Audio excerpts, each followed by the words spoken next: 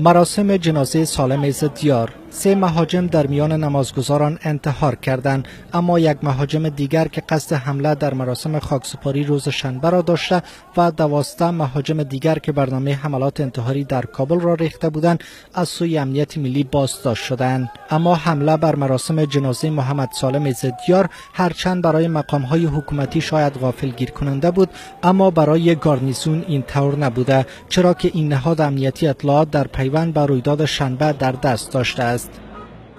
بعد از حادثه‌ای که به پیش سفارت جرمنی شد و بعدش مسئله تظاهرات به وجود آمد، در اطلاعات ما داشت، حتی مشخص به ارتباط همی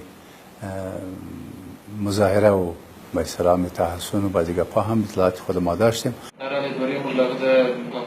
امنیت ملی گفته که مهاجم حملات پیهم شنبه مواد انفجاری را در بوت‌هایشان جابجا ساخته بودند، از این رو توانستند به صف نمازگزاران نفوذ کنند. اما وزارت داخله باور دارد که ازدحام در مراسم خاکسپاری سالم زدیار زمینه را برای ورود مهاجمان انتحاری در میان نمازگزاران فراهم کرده بود.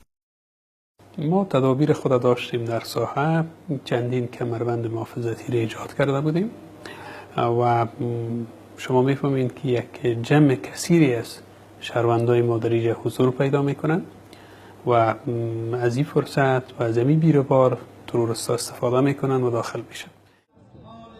معترضان کنکاری نهادهای امنیتی در مراسم جنازه را نیز دلیل دیگر رویداد خونین می‌دانند.